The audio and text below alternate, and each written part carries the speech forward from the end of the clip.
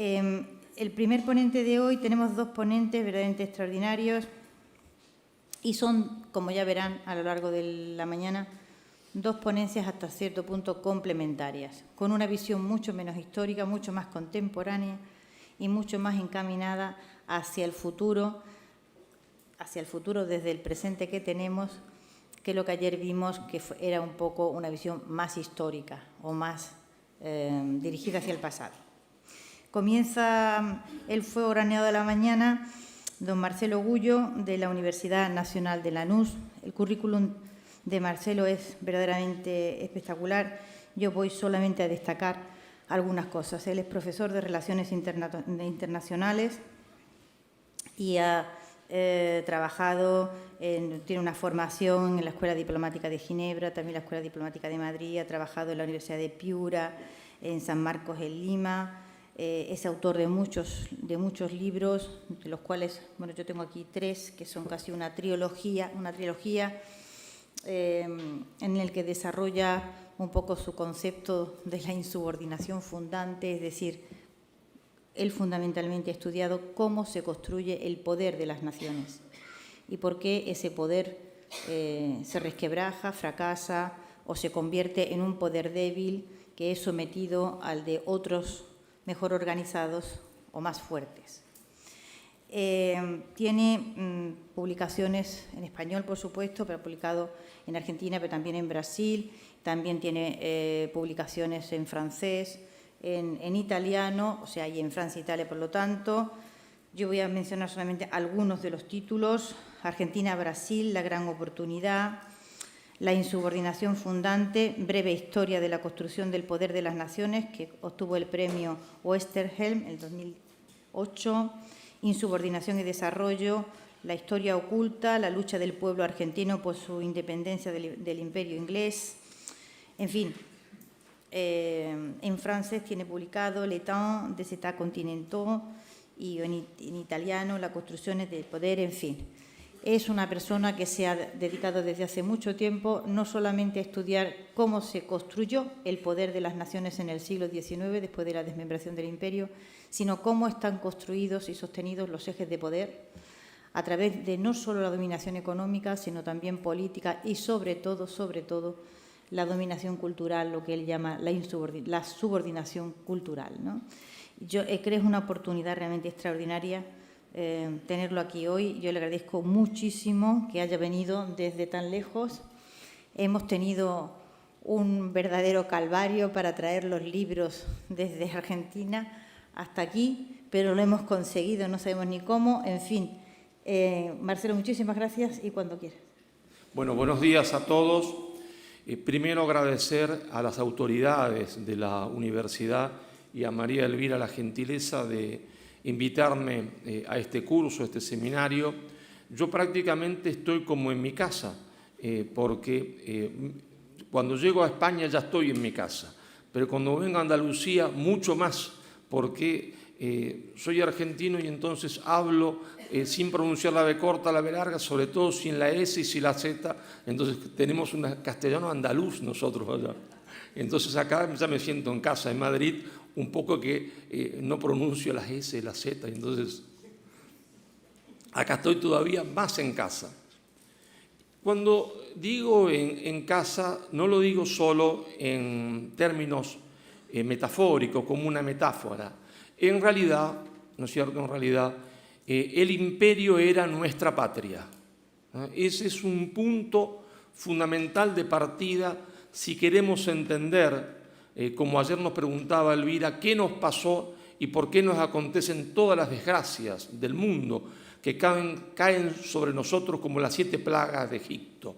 El imperio era nuestra patria y esa patria va a estallar, ¿no es cierto?, en múltiples pedazos, en múltiples fragmentos. Esa patria se fragmenta. Uno de esos fragmentos hoy se llama España, otro de los fragmentos se llama Argentina, se llama México, se llama Venezuela, se llama Colombia. Proceso de fragmentación que quizás no se haya detenido. Es una dinámica de fragmentación que comienza en 1810 y y que quizás para nuestra desgracia, si no tomamos conciencia, ese proceso de fragmentación no se detenga. Sin embargo, no quiero terminar la charla, y ustedes van a ver que no voy a terminarla así, con ese dejo quizás de falta de optimismo que tuvimos ayer describiendo la realidad justamente. El título es Geopolítica y leyenda negra. Geopolítica es política internacional, el gran juego del ajedrez de la política internacional. Y entonces tenemos que decir que si en el derecho existe la máxima, la igualdad jurídica de los Estados, en la realidad de la política internacional no es que el derecho no exista, pero en realidad, ¿no es cierto?, en realidad los Estados no son iguales unos a otros porque unos tienen más poder que otros. La base sobre la que reposan las relaciones internacionales es que los Estados intentan imponerse su voluntad unos a otros. El que más poder tiene intenta imponer su poder al que menos poder tiene. Y entonces uno se preguntará cómo los Estados imponen el poder unos a otros. Bueno, a cualquiera puede surgirle la primera respuesta, ¿no es cierto?, a base del poder militar, de la fuerza, lo que yo denomino la subordinación militar. La subordinación militar es efectiva en el corto plazo, muy efectiva en el corto plazo. Sin embargo, siempre causa reacción ante aquel que ha sido subordinado por la fuerza, suele reaccionar también por la fuerza. Entonces, la subordinación militar es efectiva en el corto plazo, pero en el largo plazo es ineficiente. ¿Qué otra forma de subordinación existe? La subordinación económica. Esta es más eficiente en el mediano plazo que la subordinación militar. Sin embargo, la subordinación económica, eficiente en el mediano plazo, también se entiende, a ser, digamos, rechazada porque los efectos de esa dominación económica, con tratados, con leyes, fundamentalmente con el instrumento que ha tanto sufrido la América española, que es la deuda externa, suele ser también descubierta y rechazado. Entonces, ¿cuál es la principal subordinación? Aquellos grandes estados que han mandado en el mundo a partir del año 1750 les ha interesado llevar a cabo. Es la subordinación ideológica cultural. Esta subordinación ideológica cultural es la más sutil de todas las subordinaciones, porque consiste, como decía Hans Morgenthau, en hacer que el otro piense lo que yo quiero que piensa sin necesidad de que yo se lo diga y que se dé cuenta. De tal manera que hace lo que yo quiero que haga sin necesidad que yo lo obligue ni lo fuerce con medidas económicas, porque está convencido que lo que está haciendo lo hace por su propia voluntad, por su propio pensamiento. Eso va a constituir, ¿no es cierto?, el nudo principal, en realidad, de la política internacional. La primera unidad política que lleva a cabo una política de subordinación cultural, una política en términos de Morgenthau, él lo llamaba imperialismo cultural. Una política de subordinación cultural consciente fue Gran Bretaña. Gran Bretaña fue la primera gran potencia que lleva a cabo una política de subordinación cultural de forma orgánica, consciente, como parte de su política exterior. Y entonces uno puede decir que en realidad Gran Bretaña conquistó más territorios a través de la subordinación cultural que a través del uso de la fuerza. Porque la verdad es que del proceso que se desarrolla a partir de 1810, toda la América española pasó a integrar parte informalmente del Imperio Británico.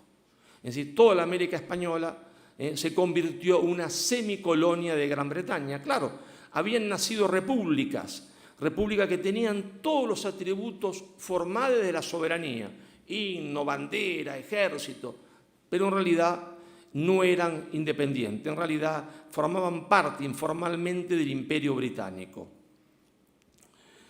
Ahora, ustedes se preguntarán qué tiene que ver esto con la leyenda negra, ¿no es cierto? ¿Qué tiene que ver esto con la leyenda negra? Tiene que ver porque la principal arma que utilizó Inglaterra para lograr la subordinación cultural fue exactamente la hispanofobia, la creación, la prédica en las élites culturales de el Río Grande, en México, hasta la Tierra del Fuego, de la hispanofobia. El odio al imperio, el odio a España. Esto fue conjuntamente llevado a cabo con la prédica británica del libre comercio y con una prédica posterior también de Gran Bretaña a través de las logias, de lo que yo denomino el nacionalismo de campanario, el nacionalismo parroquial. Creerse que cada uno de los fragmentos que había nacido de la destrucción del imperio era una nación en sí y por sí, ¿está? Era un todo, sin que cada fragmento comprendiera que en realidad no era un todo, era un fragmento de algo que se había descompuesto, de algo que había estallado. Es con Gran Bretaña y su política exterior de hispanofobia que por primera vez la leyenda negra toma geopolíticamente un carácter operativo. Operativo porque cuando la predican en el mundo protestante alemán, en el mundo holandés, no había tenido un carácter operativo, no había logrado en términos geopolíticos, sí en términos culturales, un resultado preciso. Es la primera vez que la vemos en términos operativos. No hay independencia posible, no hay fragmentación del imperio sin prédica de la leyenda negra. Si no se dice, se entiende que España vino a las tierras de América a robar, violar, matar, expoliar, si no se dice eso, si se dice la verdad, es decir, la verdad es que España no fue a América a saquearla de ninguna manera, si no se dice que se vivió 200 años en paz, si se dice la verdad que había universidades en Hispanoamérica cuando los norteamericanos no sabían hacer una O con una taza, pues ni siquiera tenían colegios secundarios. Si se dice la verdad, entonces no hay justificación alguna para la ruptura. Las élites que van a detentar el poder no tendrían justificación para predicar la ruptura. Es decir, la leyenda negra es fundamental para que las élites que se van a hacer del poder a partir de 1810 justifiquen esa ruptura del imperio. Justifiquen que cada fragmento tome un camino en solitario y cada fragmento se crea un todo. ¿Cómo surgen esas élites, ¿no es cierto? ¿Cómo surgen esas élites que van a ser, digamos, la mano británica, es decir, la mano a través de la cual Gran Bretaña va a operar en el imperio español? Son el instrumento de Gran Bretaña operando políticamente en el imperio. ¿Cómo surgen? Bueno, yo le voy a pedir que hagamos un gran viaje, ¿no es cierto?, a la historia, como en el túnel del tiempo, y nos ubicamos, ¿no es cierto?, en la época de Felipe II, Isabel I de Inglaterra, allá en la isla siempre verde, donde llueve todos los días. Y esos ingleses en ese momento, ¿no es cierto?, no saben hacer tampoco en materia industrial una O con una taza. Es con Isabel que comienzan su proceso industrializador, a partir del más feroz proteccionismo económico que ha conocido la historia. Ellos exportaban lana en bruto, virgen, digamos, a los Países Bajos, y después volvían a importar los productos textiles que los Países Bajos habían elaborado. Y sometían al imperio a una guerra de baja intensidad, a una guerra que hoy denominaríamos una guerra, técnicamente en el ejército se denomina de baja intensidad. Es decir, una guerra informal, una guerra de guerrillas, pero en el mar. Es decir, eso fue la piratería británica. La piratería británica no era una acción independiente de un par de locos, como vemos en las películas, que se lanzan borrachos al mar a luchar contra los malvados barcos españoles. En realidad era una política de Estado que no podía ser confesada. La política exterior, ¿cómo puede ser definida? Puede ser definida como la acción llevada a cabo por un Estado fuera de su territorio. Esa es la definición más clásica que podemos dar de la política exterior, más sencilla. La acción llevada a cabo por un Estado fuera de su territorio, a través de órganos oficiales o órganos no oficiales del Estado, a través de mecanismos abiertos, es decir, públicos o encubiertos. Y la piratería era parte de la política exterior británica llevada a cabo por medios no estatales y encubiertos. Ustedes saben quizás que el origen de la Bolsa de Valores de Londres es justamente una cantina, le llamaríamos en Argentina, un bar, no sé cómo lo llamaríamos, taberna, acá en Andalucía, donde llegaba una persona y decía, bueno, yo tengo planificado una expedición para atacar, se entiende, a la América española. Y donde todos en la taberna, ese es el origen de las sociedades anónimas, cada uno poníamos una cantidad X de dinero y formábamos parte de esa sociedad.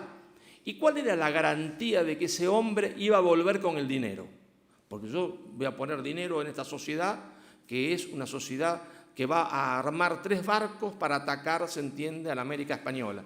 ¿Cuál es la garantía de que ese hombre va a volver con el dinero?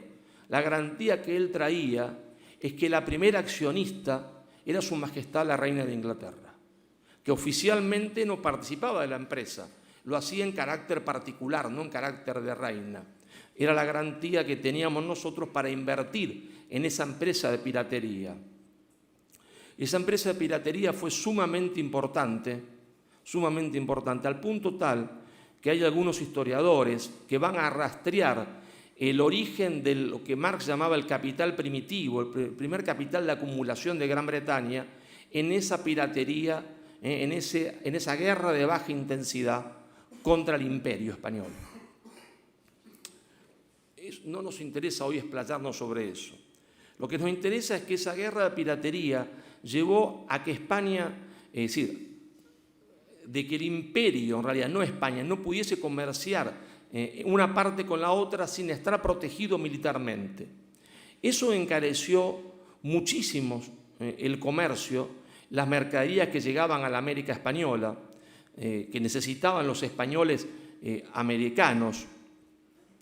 Y entonces se formó en la América del Sur un cordón protoindustrial que iba desde Bogotá hasta Córdoba del Tucumán, hasta la actual ciudad de Córdoba. En ese cordón protoindustrial se producía prácticamente todo lo que la América del Sur necesitaba, en productos textiles.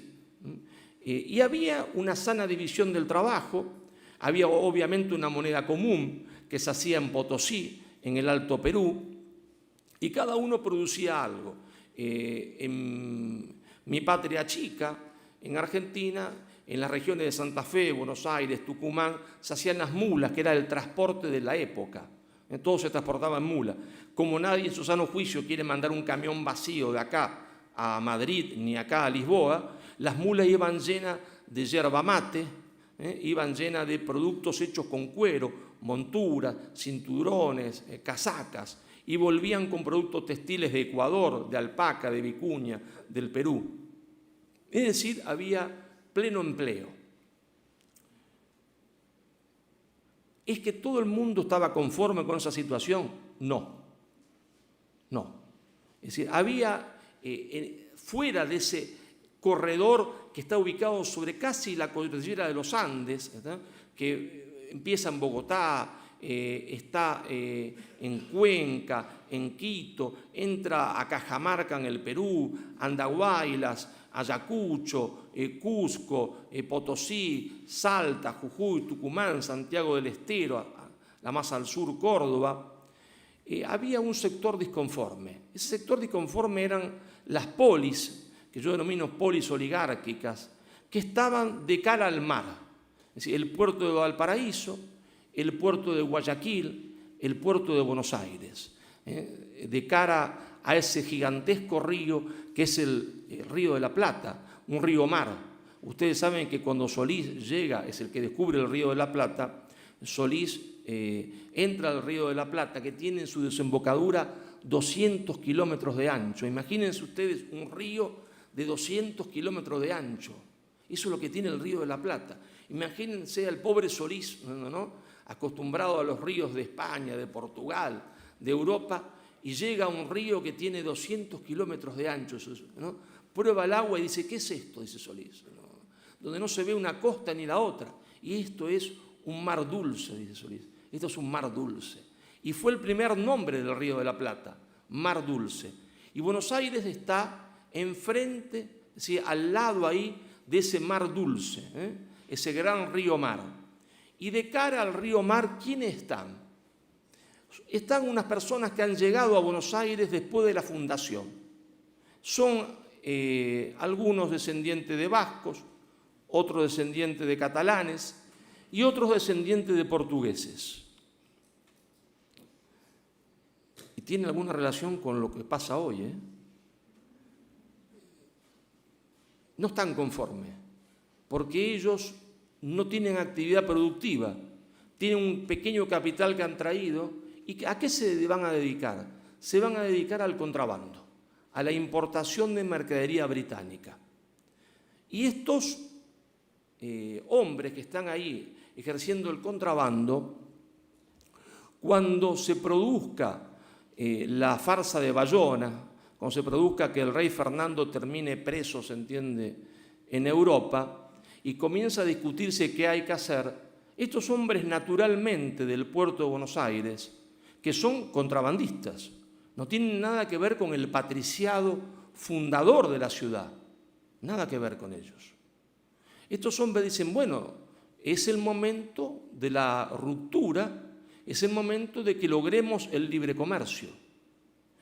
El interior, en ese interior protoindustrial, le responde que no, que el libre comercio es el suicidio de la América española, porque no está en condiciones todavía de competir con las máquinas de Manchester. Entonces ahí aparece una contradicción que es proteccionismo, libre comercio. Pero a su vez, los hombres del puerto de Buenos Aires, eso que yo voy a denominar el poder anglo-porteño, dicen, si vamos a ir a la ruptura con España, queremos un Estado que sea un Estado a la medida de nuestra cadena de distribución. No tiene que ser un Estado grande hasta Colombia o hasta Lima. ¿Para qué? Si nosotros queremos mandar en ese Estado y nosotros mandamos hasta donde llega nuestra cadena de distribución del contrabando. Es una mafia, como una mafia de las drogas, que va a justificarse a sí misma una vez que el libre comercio sea legal. Entonces dice, un Estado pequeño, sin fragmentación territorial. Los que están en el interior le responden que no es posible eso. Queremos proteccionismo y queremos, en todo caso, que se mantenga la unidad. Pero vamos al punto que más nos interesa en esta charla, que no es el tema económico, sino que es el tema cultural. Y ahí aparece la tercera contradicción, donde va a estar presente fundamentalmente la leyenda negra. Los hombres del puerto de Buenos Aires, el poder angloporteño, de cara al río Mar, de cara a los británicos, dicen, ¿qué es cultura?, se preguntan. Y cultura es el idioma inglés, no el idioma que hablan estos bárbaros del interior. Nosotros estamos mimetizados con Gran Bretaña. Cultura es el inglés. ¿Qué es cultura? El protestantismo. Entonces, barbarie es el castellano, barbarie es la religión católica y todas las costumbres hispano-criollo indígenas. Eso es la barbarie. Y nosotros, responde el puerto de Buenos Aires, somos la civilización. Porque todo lo que ha traído España a América es la barbarie. A tal punto esto fue así, que después de 1810, en los cafés de Buenos Aires, dos personajes fundamentales de la historia argentina, de lo que va a ser la intelectualidad llamada Argentina, Alberdi y Echeverría, se preguntan en los cafés, en las tertulias de café, ¿qué lengua tiene que tener este Estado que estamos creando? ¿Cómo qué lengua? La lengua que hablamos en el castellano, ¿no? No, dice Alberdi y Echeverría. Esa es la lengua de la barbarie. Tiene que tener una nueva lengua. Y discuten entre ellos si esa lengua va a ser el inglés o va a ser el francés. Pero el punto principal, ¿cuál es para poder justificar todo eso? El punto principal es la falsificación de la historia, es decir, la leyenda negra, porque la leyenda negra no es otra cosa que una falsificación de la historia, una falsificación de la historia, un instrumento de poder, ¿no es cierto?, nacido en los países protestantes, después perfeccionado en Holanda e instrumentalizado por Gran Bretaña como parte de su política exterior. Entonces esas élites se van a justificar a sí mismas, quedándose con el poder, ¿a partir de qué cosa? A partir de la leyenda negra. Sin leyenda negra no pueden justificarse a sí mismos, no pueden justificarse a sí mismos porque no pueden explicarle al resto que ellos son contrabandistas.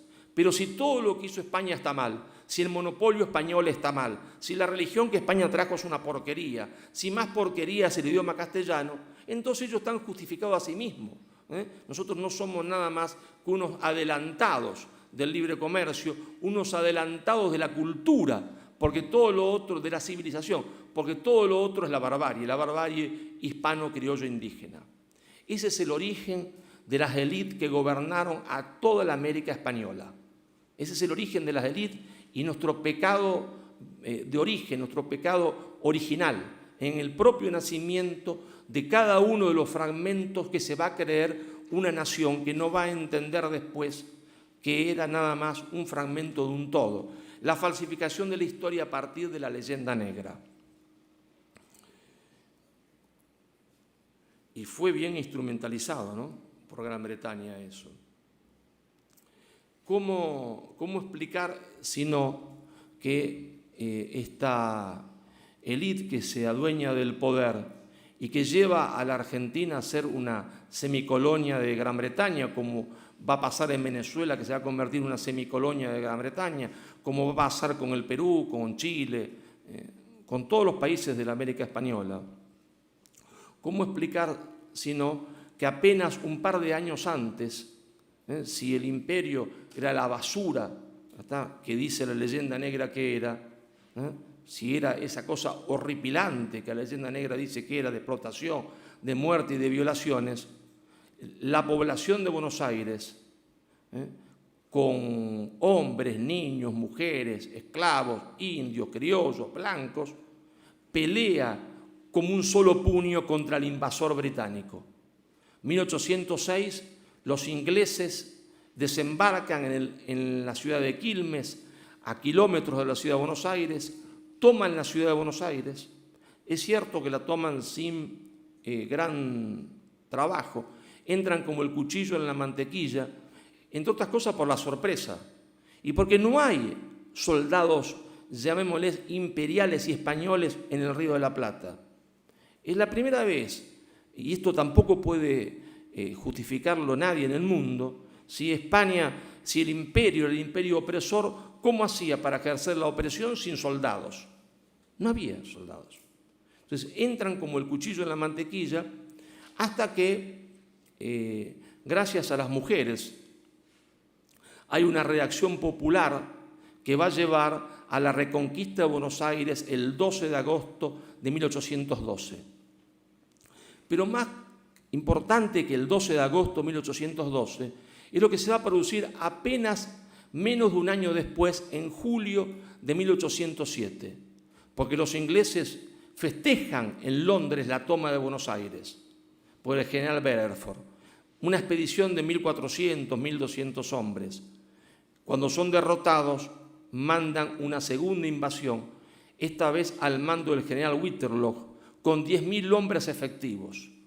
10.000 hombres para una población de apenas 40.000 almas, como era Buenos Aires, es una enormidad.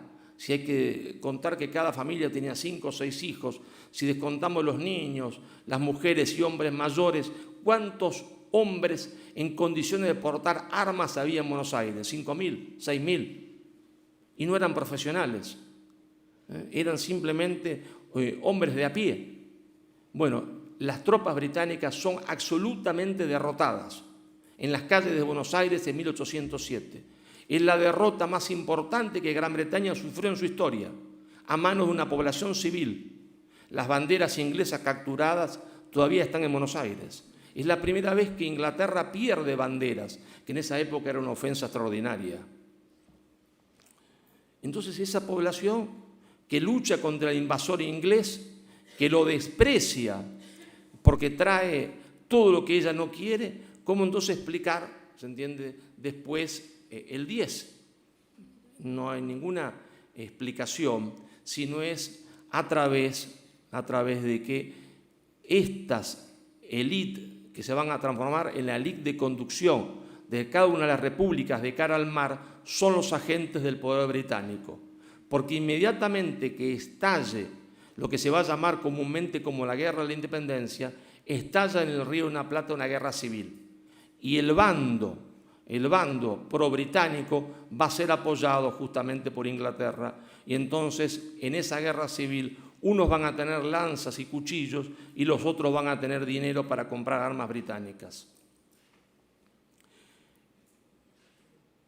Pero la clave es la falsificación de la historia, es decir, es la leyenda negra. Yo siempre en clase lo explico así. Digo, imaginen ustedes, ¿no es cierto?, que yo me caso con Elvira. El marido está por ahí, pero es un chiste nada más. Yo me caso con Elvira, somos los dos jovencitos, ¿no es cierto?, ¿no? Tenemos un lindo campo en Argentina, ¿no? Allá un campo pequeño, son 700.000 hectáreas, ¿no? Tenemos nuestras 1.000 hectáreas allá. Estamos felices en nuestro campo, estancia le llamamos nosotros, haciendas le llaman en otros lugares, en México. Y tenemos 2 bebés chiquitos, de 1 año, el otro de 2 años, y de repente mi hermano viene, me asesina a mí, la asesina a Elvira, los niños están durmiendo en la planta alta, no se atreve a asesinar a los niños, no le da el coraje para hacerlo. Y se queda con nuestro campo, con la estancia. Y los va a educar a nuestros 2 hijos, ¿no?, que tenemos en el primer piso. Los va a educar diciendo que él esa noche los salvó.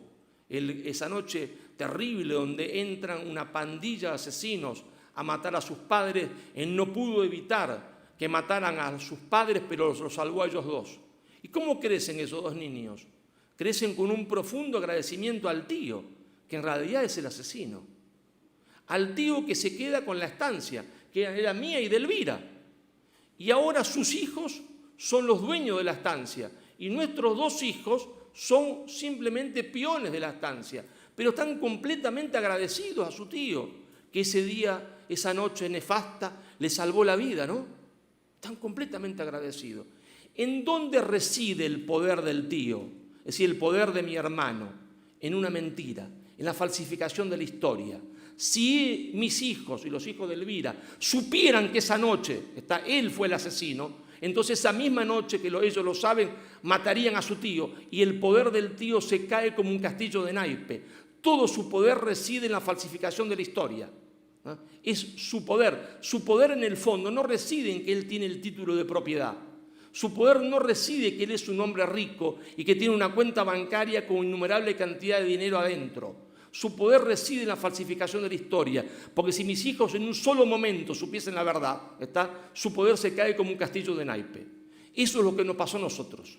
Sí, se nos falsificó la historia, se dijo una historia que no era cierta, porque ahí tenemos que ir entonces al concepto de imperio e imperialismo, que es fundamental diferenciarlo, porque España no cometió una acción imperialista en lo que después va a ser la América española. España construyó un imperio que es distinto de un imperialismo.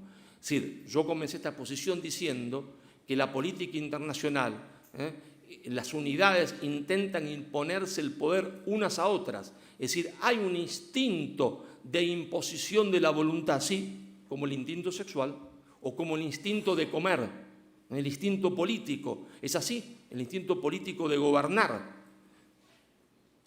Entonces, ¿cuál es la diferencia entre imperio e imperialismo? Que hay unidades políticas que cuando ejercen ese instinto de poder, que no es malo per se, como no es malo el instinto sexual, que nos permite la reproducción, ni el instinto que nos lleva a comer para poder sobrevivir. Cuando una unidad política ejerce ese instinto de poder para llevar a cabo una política de lo que ellos creen que son una expresión cultural, una expansión cultural o religiosa, cuando no tienen en sus venas el instinto del saqueo, entonces es un imperio, no un imperialismo. ¿Cuál es la diferencia entre imperio e imperialismo? Bueno, la motivación de ese instinto, de ese impulso. No hay una motivación de origen racial, de superioridad racial.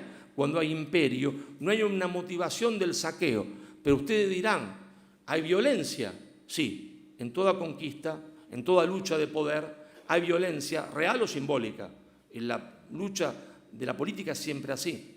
Pero la diferencia entre un imperio y un imperialismo, que después de producido el primer momento que puede ser un encuentro violento, España, y por eso fue un imperio, nunca consideró América como un botín. Nunca consideró América como un botín. Mientras que cuando hay imperialismo siempre se lo considera como un botín. España dejó en América mucho más que lo que se llevó. Regó, se entiende, toda la América española de universidades, de colegios secundarios, de caminos, tal cual como había hecho Roma. No es lo que hizo Holanda en Indonesia, donde a hoy no hay ni recuerdo de la presencia holandesa, porque no le interesó mezclar su sangre, porque no le interesó dejar universidades, porque no le interesó dejar, se entiende, su lengua, ni colegios secundarios, ni hospitales, ni nada que se le pareciese. Entonces esa diferencia es fundamental entre imperio e imperialismo, ¿no? A veces leer es un poco aburrido, ¿no? Pero claro, para poder justificar lo que yo digo, voy a tener que leerle dos pequeñas cositas nada más. Y elijo para justificar, para comprobar lo que yo digo, a dos autores que no pueden ser considerados fascistas, fachas, como dicen acá, que son dos autores marxistas. Nadie podrá tacharlo de falangista, franquista, fascistas o cualquier cosa que se le parezca retrógrada, porque son dos grandes autoridades del marxismo, ¿no es cierto?, en la América del Sur, en Hispanoamérica. Uno de ellos es nada menos que José Carlos Mariátegui, una de las autoridades del marxismo en América del Sur, peruano, José Carlos. Y dice, fíjense lo que dice él, si yo se lo leo antes, ustedes dicen, este hombre será un hombre de la extrema derecha. No, este hombre era de la izquierda más dura en la América del Sur, en el Perú, de la izquierda más dura, ¿no? Y dice, he dicho ya que la conquista fue la última cruzada y que con los conquistadores tramontó la grandeza española. Su carácter de cruzada define a la conquista como empresa esencialmente militar y religiosa. Esencialmente militar y religiosa. La realizaron en comandita soldados y misioneros. La ejecución de Atahualpa, aunque obedeciese solo al rudimentario maquiavelismo político de Pizarro, se revistió de razones religiosas. Después de la tragedia de Cajamarca, el misionero continuó dictando celosamente su ley a la conquista. El poder espiritual inspiraba y manejaba el poder temporal. Fíjense esta frase, la dice José Carlos Mariátegui. El poder espiritual inspiraba y manejaba el poder temporal. El cruzado, el caballero español, personificaba una época que concluía el medioevo católico. Y otra gran autoridad del marxismo en Argentina, en América del Sur, Rodolfo Puiggrós, dice: la conquista de América prolongó las cruzadas a un escenario de magnitud y características desconocidas por el soldado europeo. Ninguno estaba habilitado como el español para tarea tan gigantesca. 3 siglos antes, en 1212, en la gran batalla de las Navas de Tolosa, que deshizo al ejército musulmán, los 50.000 caballeros y peones franceses, provenzales, bretones, italianos, alemanes e ingleses defeccionaron, y los ibéricos, solo Hispani, dieron la pelea y obtuvieron la victoria. Desde entonces guerrearon contra el Islam sin ayuda extranjera. De no aparecer en su camino el Nuevo Mundo, es seguro que los castellanos hubiesen perseguido a los súbditos del Islam más allá del estrecho de Gibraltar. Y continúa. En esa gigantesca subordinación cultural que hemos sufrido, en esa falsificación de la historia que hace el tío en mi hermano que mata a Elvira y me mata a mí, una de las cosas que nos falsificó fue nuestro nombre. Resulta ser que terminamos siendo, ¿no es cierto?, latinoamericanos, ¿no? En el mejor de los casos, iberoamericanos, que no está mal, pero en realidad nosotros éramos hispanoamericanos. Se va a borrar lo de hispanoamericano, se va a poner lo de latinoamericano para que olvidemos todo vínculo, se entiende, con la otra parte del fragmento, porque España no es un todo, es una parte de ese imperio que se fragmentó, nada más. También se creyó un todo, no, es una parte de ese fragmento, es decir, una parte del todo, un fragmento, no el todo. El todo se astilló y explotó en pedacitos. Ahora, claro, Inglaterra no fue la única potencia que utilizó la leyenda negra. También la va a utilizar, ¿no es cierto?, los Estados Unidos de Norteamérica y la va a utilizar también muy bien los Estados Unidos con un personaje, un político norteamericano, un diplomático norteamericano, hijo de calvinistas radicados en Estados Unidos, Poinsett, que lo van a nombrar los norteamericanos no embajador, no era oficialmente embajador, pero digamos que en términos actuales vendría a ser como una especie de embajador, aunque no tenía específicamente ese cargo, que se va a instalar en México y va ahí a prácticamente formar la liga de conducción de lo que va a ser la República de México. Él va a tomar a su cargo esa tarea. Es el primero, por lo menos, que yo he detectado, quizás pueda corregirme, es el primero que yo he detectado que públicamente expone un cuadro de Montezuma. Es decir, su casa, que oficiaba de casa del embajador de los Estados Unidos, aunque no era oficialmente embajador, estaba presidida por un cuadro de Montezuma. Él es el que va a educar a toda una élite mexicana, que va a ser la élite de la República, en la leyenda negra. Entre ellos, ¿no es cierto?, a Guadalupe Victoria, a Vicente Guerrero, a Lorenzo Zavala, a Manuel Gómez Pedraza, que van a tener una participación política extraordinaria en México. Me permito decir esto delante de nuestro amigo mexicano, pidiéndole perdón por si en algunas de mis apreciaciones me equivoco. Pero en realidad el objetivo norteamericano era claro: crear un falso nacionalismo mexicano, un nacionalismo orientado contra España. ¿Está? Cuando si había que ser nacionalista, en todo caso era contra los Estados Unidos, que después le va a arrebatar el 55% o 56% de su territorio.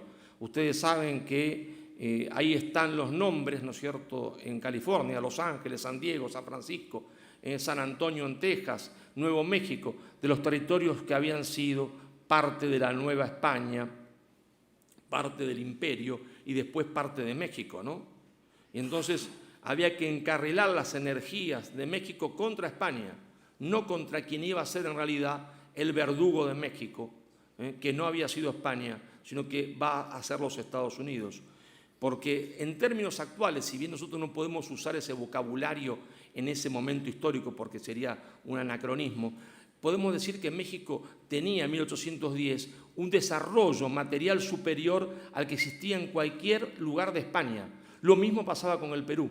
Por eso los hospitales de México, los hospitales de Lima, estaban llenos de españoles que tenían cierta fortuna, que iban a tratarse a México o a Lima porque eran mucho mejor que cualquier hospital que había en la península. el desarrollo de la ciudad de Lima era muy superior al desarrollo de cualquier ciudad, ¿no es cierto?, en la península, para empezar porque eran ciudades ultramodernas porque España lleva lo más moderno que existía en ese momento en el mundo, que era construir una ciudad en forma de cuadrícula, en forma de tablero de ajedrez, ¿no? Es decir, en una ciudad que uno no se pierde como un laberinto, una ciudad donde los vientos pueden correr, donde está permanentemente aireada para que las pestes circulen, los vientos se lleven todo. Era lo más moderno que había en el mundo en ese momento. Eso construye España en América. Pero claro, los Estados Unidos tampoco va a ser la última gran potencia que utilice la leyenda negra a su favor. Y es un dato bien curioso, me resultó a mí por lo menos interesante, saber que también la Unión Soviética utilizó la leyenda negra, ¿no? Ustedes dirán, la Unión Soviética, ¿no? Moscú, allá lejos, que tiene que ver con el mundo hispanoamericano. Entonces nos tenemos que ubicar en 1830, 1831. Hay dos grandes congresos del Partido Comunista que se realizan en Buenos Aires y en Montevideo, donde van a ir todos los partidos comunistas de la América del Sur, en Buenos Aires y en Montevideo. ¿Y qué se va a ordenar en esa reunión? Porque ustedes saben que los partidos comunistas eran partidos verticalistas, ordenados como en una pirámide desde Moscú hacia abajo. ¿Sí? Se recibían órdenes estrictas que había que cumplir. Lo que Lenin llamaba el centralismo democrático, ¿no? El centralismo democrático. Quizás un eufemismo, ¿no? Era más centralismo que democrático. ¿Y qué es lo que se discute en Buenos Aires y en Montevideo? Se discute la necesidad de la creación de repúblicas indígenas. Es decir, todo el Congreso hace una fundamentación basada en la leyenda negra. El horror, se entiende, de la conquista española, masacres, violaciones de mujeres, muertes de niños, perros que sucomen, se entiende, a los indios. Pero, hombre, perros que se comen a los indios. Cortés desembarca con un grupo de 300, menos tiene Pizarro cuando llega al Perú. ¿Cómo es posible que derroten a un imperio? Es posible que derroten a un imperio porque lo único que hace Cortés es decirle a los pueblos dominados por los aztecas, porque los aztecas le piden tributo en sangre. Miren, aquí hay un negocio muy sencillo, el jefe voy a ser yo. De ahora en adelante el jefe soy yo. ¿Y cuál es la diferencia? Seguramente le preguntaron a Cortés. La diferencia es muy sencilla, que nunca más te van a pedir tributo en sangre, nunca más van a quitarte un niño de tus manos, a tu hijo, para que lo sacrifiquen en ningún lado. Y lo mismo pasó en el Perú, donde las tropas que acompañaban a Pizarro eran todos, se entiende, indios. Por eso hay algunos que dicen la conquista la hicieron los indios y la independencia la hicieron los españoles. Y la verdad. Y entonces la Internacional Comunista da la orden de creación de repúblicas indígenas. Pensaban partir a Bolivia en 18 estados, es decir, a la fragmentación que había surgido producto de 1810, ahora se le iba a agregar una nueva fragmentación territorial. Es decir, en segmentos impotentes, porque ya cuando nosotros nacemos a la vida independiente, como fragmento, ¿qué somos? Somos segmentos impotentes en el mundo, no tenemos fuerza.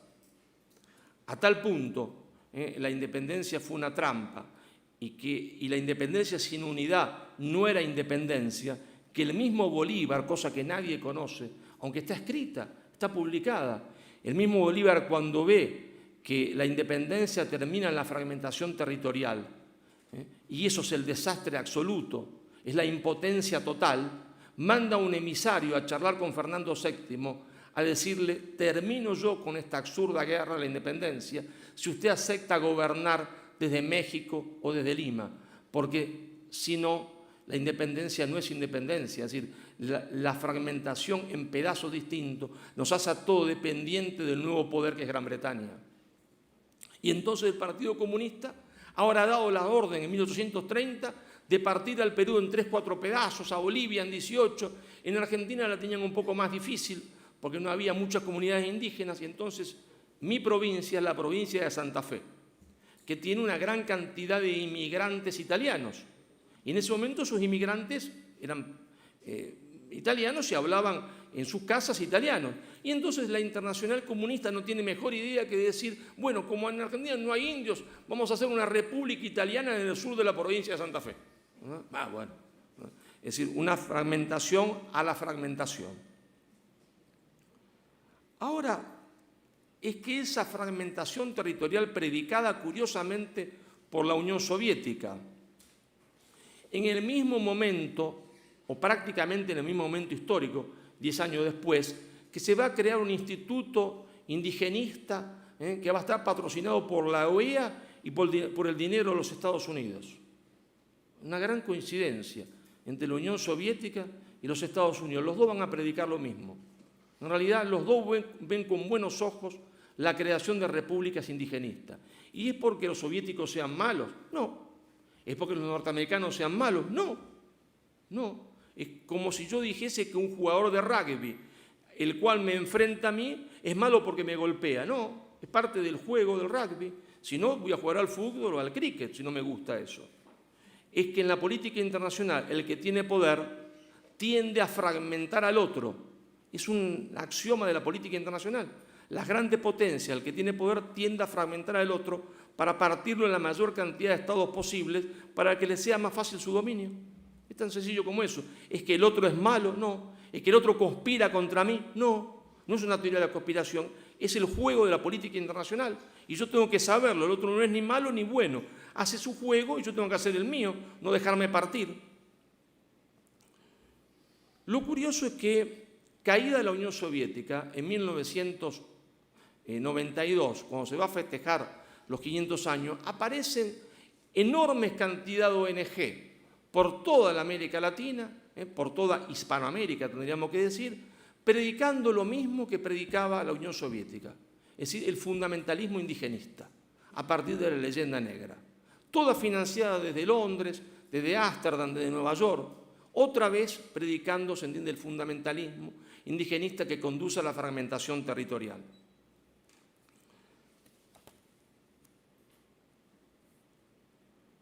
Ahora bien, ¿cómo trasladamos eso al mundo de hoy? Y por cual yo comencé diciendo que soy extremadamente, ¿no es cierto?, extremadamente positivo, es decir, que tengo una mirada positiva, no tengo una mirada pesimista sobre la realidad. Porque uno es también de acuerdo a las circunstancias. Las circunstancias pueden a uno favorecerlo o hundirlo. ¿En qué circunstancias nos encontramos? ¿Es que esta fragmentación territorial no va a continuar? Sí, hay intento que la fragmentación territorial continúe, es decir, que vayamos a una segunda balcanización, también acá en España. Ahora nos encontramos en un mundo muy interesante, porque nos encontramos que el gran poder que operó sobre el mundo hispano, cuando digo mundo hispano, me refiero a Hispanoamérica, también incorpora al Brasil y a Portugal.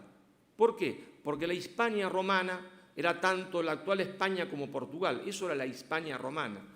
Cuando en 1910 surge lo que se llamó la generación del 900 en la América Española, encabezada por José Enrique Rodó. José Enrique Rodó escribe un libro que se llama El Ariel y después Prometeo.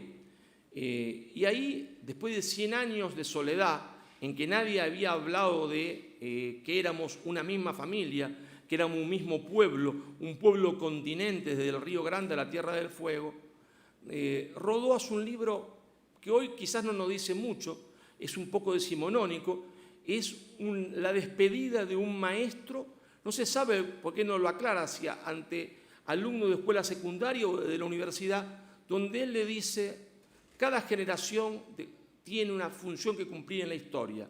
Los jóvenes que no tienen un ideal son jóvenes muertos. ¿Y cuál es el ideal de ustedes?, le dice el maestro. El de ustedes es el de reconstruir la unidad perdida. Y él le llama la magna patria hispanoamericana. Y dice, después en Prometeo, lo hispano incluye a Portugal, incluye al Brasil, porque todos éramos parte de la Hispania romana, porque la fragmentación territorial de la América española nace antes de la independencia, nace en 1640, cuando los ingleses van a patrocinar y van a sostener la sublevación del duque de Braganza para lograr la independencia, así del quiebre de la unidad del imperio ibérico, que pasa en la historia como una cosa monstruosa y es el momento de mayor esplendor del mundo hispánico, lo que llamamos los 60 años de la doble monarquía, ¿no? A partir del 1580, cuando Felipe II es el jefe de las dos monarquías, ante la muerte de su tío, el rey Sebastián, que va a morir en el África, al lado del río Alcazalquivir. Y ahí Rodó recupera esa idea de Magna Patria, él va a llamar Hispanoamérica, y aparece un jovencito del otro lado del río. Rodó era uruguayo, había nacido en Montevideo, parte del Partido Colorado. Hay un jovencito en Buenos Aires que se llama Manuel Ugarte, que impresionado por lo de Rodó, novelista, casi todos los que van a hacer ensayos políticos en esta época son primero novelistas, no son escritores, tienen vocación de escritor, escriben bien y después derivan en el ensayo político. Ugarte va a escribir un libro fantástico que él, porque la subordinación cultural uno la tiene en la cabeza y no se da cuenta, hay que ir sacándosela de a poco, sacando conceptos, sacando ideas, sacando datos históricos falsos. Él escribe un libro que lo va a llamar El porvenir de la América Latina, pero después él mismo le va a cambiar el nombre y le va a llamar El porvenir de la América Española. El porvenir de la América Española, donde va a decir, lo de Rodó está bien, porque es un llamado a la unidad, un llamado a ser lo que debemos ser, porque nadie puede ser lo que no es. Y nosotros somos un todo, y debemos reconstruirlo. Pero Ugarte le da una clave geopolítica que Rodó no había pensado. Ugarte dice, lo de Rodó es un llamado al ser, pero también hay una necesidad concreta. ¿Cuál es esa necesidad? Que hay un poder emergente, hay un poder que está declinando, que es Gran Bretaña, ya está declinando en el 1900, va a declinar después en la Primera Guerra Mundial y finalmente en la Segunda, y hay un poder emergente, ese poder emergente de los Estados Unidos de Norteamérica. Y entonces, ese poder emergente, si nosotros no reconstruimos la unidad, nos va a comer como aceitunas, uno tras otro, como aceitunas. Entonces hay que reconstruir la necesidad. Es un llamado, una necesidad geopolítica, la reconstrucción de la unidad, dice Ugarte. Y Ugarte va a profundizar y va a decir, nosotros no nos separamos, se entiende, de España. Nunca combatimos contra España, hay una cuestión política, no renegamos de España. Jamás las masas populares renegaron de España, porque el imperio era nuestra patria. Ahora, resulta que no lo hicimos cuando Ugarte lo propuso. Ugarte es un personaje lindísimo, una especie de Quijote, ¿no? Porque él se va a gastar toda su fortuna personal, los campos que tenía, en recorrer toda la América Española con su librito. No quiere que nadie le pague nada. Va a México, junta multitudes en México con su librito, presentándolo. Es decir, toca una fibra íntima, como le pasó a ella con su libro. Cuando uno hace un libro y junta multitudes, porque tocó una fibra íntima, tocó donde tenía que tocar. Ugarte tocó ahí, junta multitudes en México. Le impide a los Estados Unidos presentar su libro en América Central. Va a Quito, a Guayaquil, junta multitudes en los teatros. Lo mismo en Lima, lo mismo en Chile, en un único lugar donde no puede presentar su libro. ¿Dónde es? En Buenos Aires. En Buenos Aires no hay un solo lugar donde se le permite a Ugarte presentar su libro. Porque la quinta esencia de una élite pro-británica era la élite porteña. Y entonces, eso que dice Ugarte va en contra de todo lo que ella ha predicado y sobre cómo ha construido su poder, porque Ugarte predica en contra de la leyenda negra. Entonces, el único lugar donde Ugarte no puede presentar su libro es en Argentina. Pero Ugarte advierte lo del poder en ascenso, y lo del poder que está en descenso, que es Gran Bretaña. Dice, ahora nos va a comer de a uno los Estados Unidos. O sea, hay que unirse antes. ¿Y qué pasa en el mundo de hoy? En el mundo de hoy también hay un poder en ascenso y un poder en descenso. Ese poder en ascenso es el poder chino, que viene como una aplanadora, ¿no? Avanza como una aplanadora, decidido a la conquista del mundo, a su manera, bien o mal. No nos interesa ahora discutir eso. Y un poder que está en descenso, que es el de los Estados Unidos. Pero inevitablemente, como también lo hubo, aunque fue una guerra de familia, una pelea entre Inglaterra y los Estados Unidos, o uno no sabe leer la historia, que esa guerra, aunque era una guerra entre parientes, existió, al punto tal que los Estados Unidos quería heredar el poder británico, que decidió entrar a la Segunda Guerra Mundial lo más tarde posible, para que los ingleses se desangraran solo contra los nazis, y después ellos iban a entrar, pero cuando el Imperio Británico estuviese bien agotado, no antes. Lo iban a salvar en el último minuto para que su madre no se ahogase. Pero primero que nuestra madre bien pierda toda la ropa ahí, se entiende, en el mar, la vamos a sacar desnudita del mar, no le va a quedar nada. La vamos a salvar, pero al final, cuando ya se entiende esté a punto de morirse, la salvamos. Y por eso se entiende no abrían el frente occidental. ¿O no es verdad esto? Que Stalin le pedía que abran el frente occidental y los norteamericanos decían, no estamos en condiciones todavía, no están en condiciones, estaban en supercondiciones, tenían 10 veces más que todo lo que podía poner Alemania nazi sobre la mesa, 10 veces más tanques, 10 veces más jeep, todo 10 veces más. Sin embargo, ellos esperaban. ¿Esperaban qué? Que Inglaterra se desgaste porque le iban a heredar. Era una lucha entre familia. Entonces, esa lucha entre Estados Unidos y China se va a producir inevitablemente. Ya la estamos presenciando. Ya la estamos presenciando. ¿Qué es Donald Trump? La expresión de un poder norteamericano que intenta recomponerse frente al poder en ascenso que es China. ¿Y eso qué abre para nosotros? Eso abre para nosotros una ventana de oportunidad gigantesca. Porque cuando ayer nos preguntábamos el por qué, no es posible explicar la historia, nuestra historia, lo que nos pasó, sin observar el resorte oculto de nuestra historia. El resorte oculto de nuestra historia se llama Gran Bretaña. Gran Bretaña hizo la guerra de la independencia, nos hizo caer en una trampa a uno y en otro lado, se entiende, del océano, a los españoles americanos y a los españoles peninsulares, y después condujo nuestro destino. Esa es la verdad. Las élites nuestra de conducción en la América española fueron todas conducidas desde Gran Bretaña.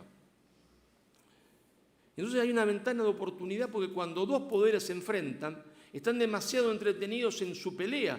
No pueden, se entiende, sino que estar entretenidos, porque en eso le va la vida, ¿no? El que pierde se embromó. Entonces, en esos momentos que aparece siempre una ventana de oportunidad. Una ventana de oportunidad. Una ventana de oportunidad para hacer lo que tenemos que hacer, que es construir nuestro umbral de poder. Y ustedes se preguntarán, ¿qué es el umbral de poder? Bueno, el umbral de poder es la construcción del poder mínimo necesario para ser protagonistas de la historia y no juguetes de la historia. Entonces, vamos a tratar un poquito de explicarlo históricamente esto, para que ustedes vean qué es el umbral de poder. Si ustedes se ubican, por ejemplo, en 1852, en el Mediterráneo occidental, ¿quiénes eran las dos grandes potencias en ese Mediterráneo occidental? Génova y Venecia. ¿Y qué eran Génova y Venecia? Dos ciudades-estados. Y dominaban el Mediterráneo. Eran las dos grandes potencias. Armada, banco, protoindustria. ¿Hasta cuándo? Y hasta que otra unidad política elevó el umbral de poder. ¿Y cuándo se produjo eso? Con el proyecto político de Isabel y de Fernando. Cuando el proyecto político de Isabel y de Fernando finalmente tiene conclusión, es decir, la entrada en Granada en ese maravilloso 1492, y es el descubrimiento de América, ahí aparece, se entiende, el imperio, ¿está? Y eleva el umbral de poder. ¿Y qué son estas dos ciudades-estados que antes dominaban el Mediterráneo frente a la España unida y después frente a la Francia unida? La nada, son la nada, la nada, no tienen poder. Tenían poder frente a los desunidos feudos franceses o frente a los desunidos reinos españoles, pero frente a la unidad no existen. Y es que ellos no se dan cuenta, estos sí se dan cuenta. Y hay conversaciones entre Génova y Venecia para hacer la unidad. Pero los intereses mezquinos, las pequeñas cosas hacen que no se logre poner de acuerdo. Cuando quisiese ponerse de acuerdo, ya los franceses y españoles estaban en la península itálica, ya no eran más dueños de su destino. Pero la historia no se detiene. Y como la historia no se detiene, hay una pequeña isla miserable que construye, se entiende, también un imperio, pero que está haciendo algo novedoso en la historia, que es la revolución industrial. Y la industria es poder. Va a elevar de vuelta el umbral de poder. Con la industrialización eleva el umbral de poder y se convierte en la rectora del mundo. Todas aquellas regiones, sean estados, ciudades, imperios, que no logren industrializarse, caen bajo poder de la mano británica. Claro, uno dice, pero la historia no se termina ahí, nunca se termina. No es como quería Fukuyama, la historia continúa siempre, siempre está abierta. Y entonces, en la periferia de ese imperio británico, en la periferia del oriente y en la periferia del occidente, en el oeste y en el este, hay dos pequeñas unidades políticas. Dos pequeñas unidades políticas. Los Estados Unidos, las ex 13 colonias, que han decidido poner un ojo hacia el Pacífico, construir lo que los padres fundadores llaman, ¿no es cierto?, el Estado continente, el destino manifiesto.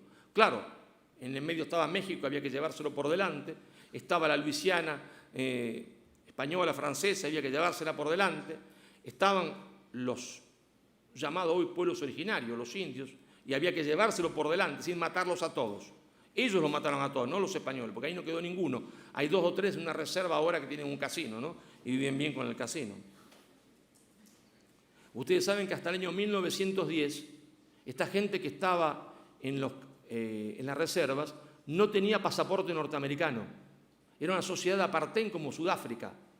Hasta 1910, esas personas no eran consideradas norteamericanos. Vivían en las reservas sin pasaporte norteamericano. Se consideraban que eran otras naciones, que se había firmado un tratado entre la nación Sioux o la nación Apache o la que fuese y la nación norteamericana, y vivían ahí sin pasaporte norteamericano. Bueno, eso es otro tema, lo podemos charlar otro día.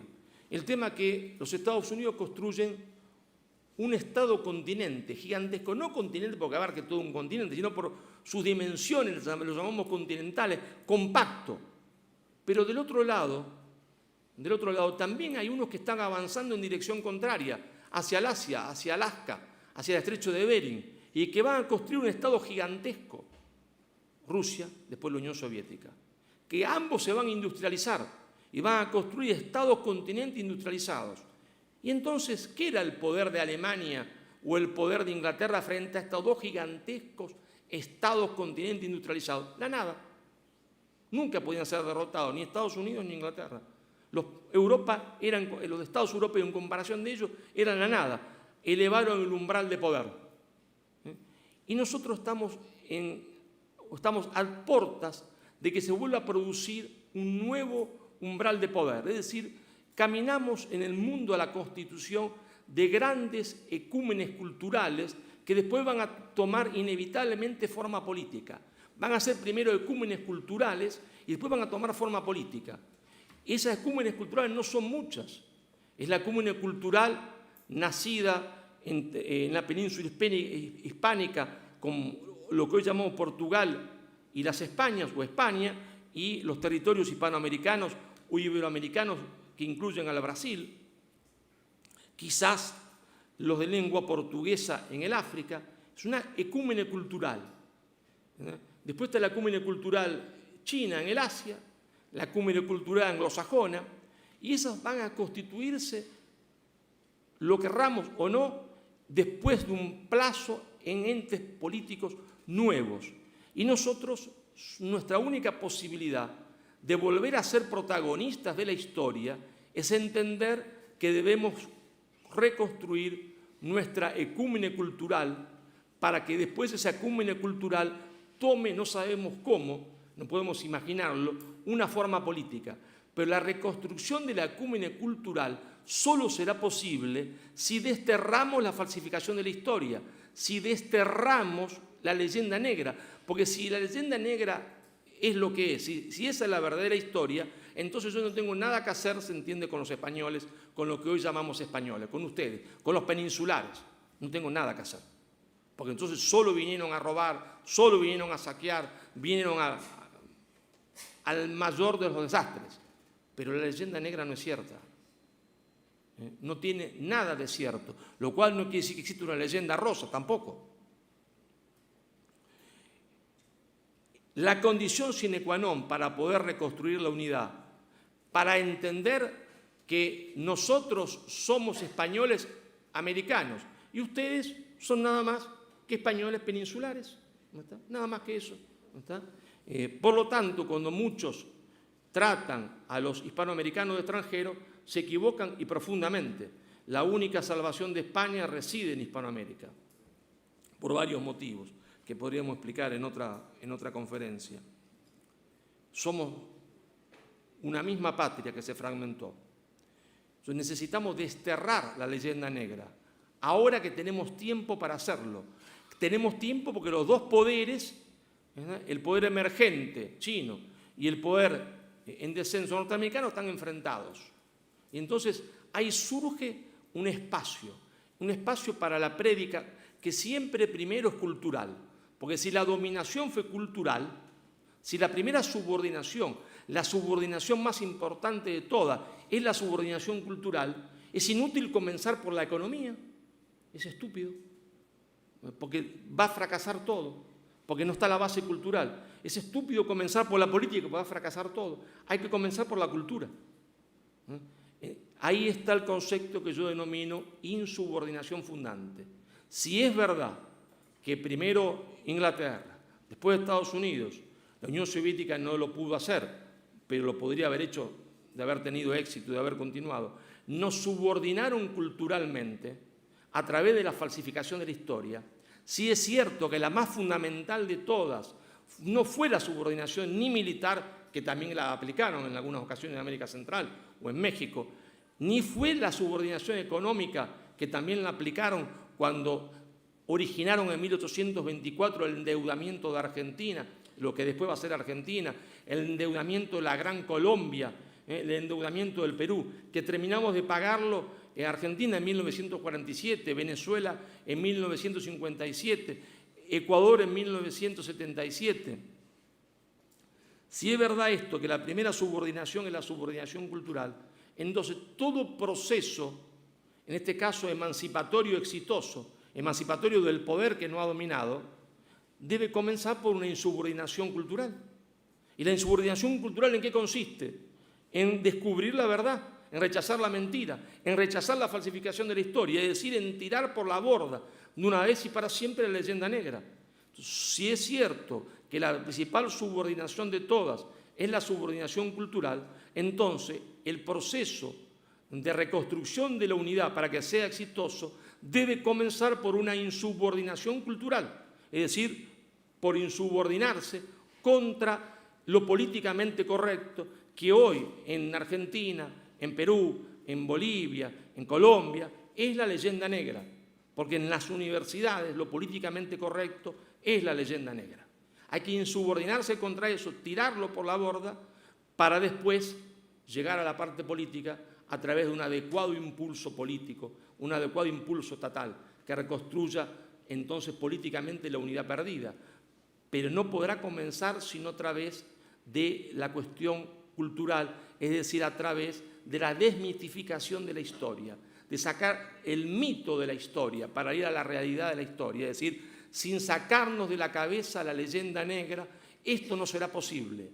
Pero tenemos las mejores oportunidades que hemos tenido nunca, porque esto no era posible con un poder inglés en ascenso, con un poder inglés omnipresente que dominaba a las élites y que las tenía aliadas económicamente, ni con un poder norteamericano que hizo exactamente lo mismo.